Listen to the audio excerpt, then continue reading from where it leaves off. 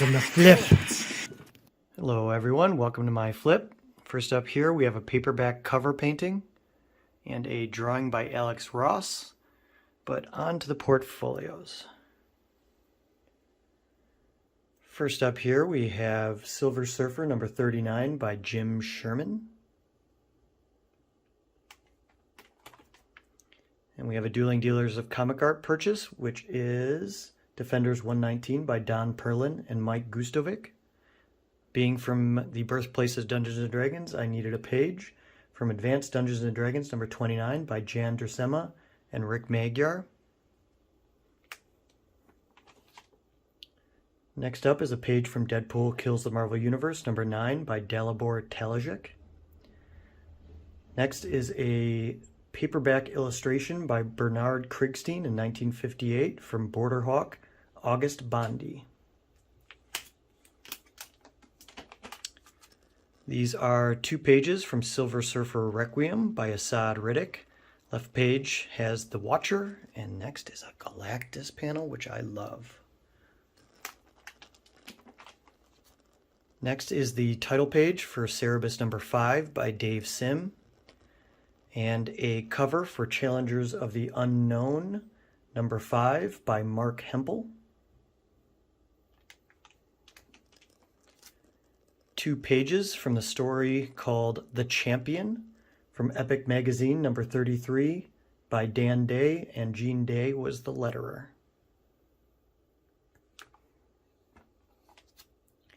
Two John Buscema Conan pages. One on the left was inked by Alfredo Alcala. The one on the right by Klaus Janson. Next is 2 sequential pages from Mighty Thor number 325 by Alan Cooperberg and Jim Mooney. A lot of cameo appearances and kind of depicts the birth of the character named Darkoth. Next is from What If number 23, 1980 by Ron Wilson and inked by Sheik Stone. Following that is a complete 7-page story from Mystery in Space number 114, 1980 by Thomas Yates. A really cool time travel story about going back in time to kill Hitler and how it all goes wrong, and they therefore have to create an infinity loop of changes to fix the initial mistake, which is kind of perfectly depicted by that last page. Next is from Bizarre Adventures number 2 by Gene Colan and inked by Alfredo Alcala from the story Annie Mae. Next is a pencils only by Gene Colan for Predator, Hell and Hot Water. Another Gene Colan page by Jem, Son of Saturn, number 1, inked by Klaus Janson. Kind of a title page with Ego and a celestial on top by Pat Olive for Mystery Thor number 450. Following that is 2 pages by John Paul Leon, inked by Klaus Janson for Further Adventures of Cyclops and Phoenix.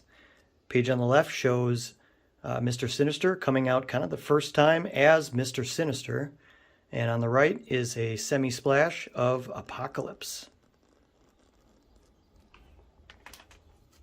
Next is 2 Jim Starlin pages. The one on the left is from the Infinity Abyss, issue 5, drawn by Jim Starlin and inked by Al Milgrom. One on the right, Death of the New Gods number 8, Jim Starlin and Art Thibert. Next is 2 pages from Earth X, drawn by John Paul Leon and inked by Bill Reinhold. My absolute favorite series. Next is 2 pages from a story in Weird War number 12, both by Tony DeZuniga.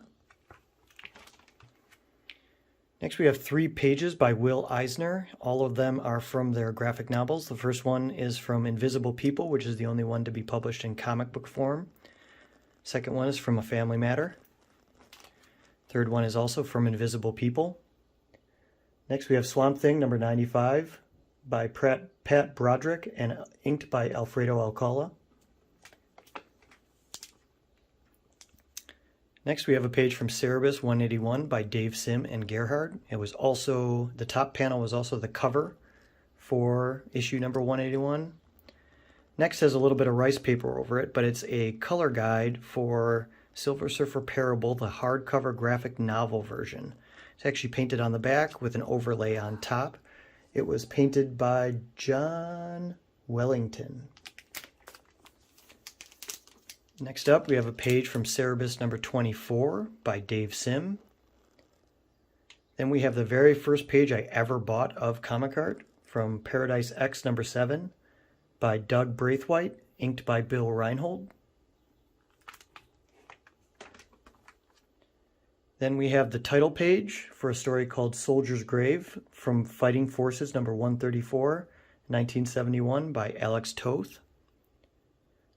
Then we have a page from Marvel Comics Presents number 173, done by Keith Giffen. A really cool Silver Surfer story. And finally, we have a page by Jack Kirby, inked by Mike Royer, from Silver Star number 3. Thank you very much. Bye-bye. Oh, and one other thing, Books of Magic. Look at all these bricks!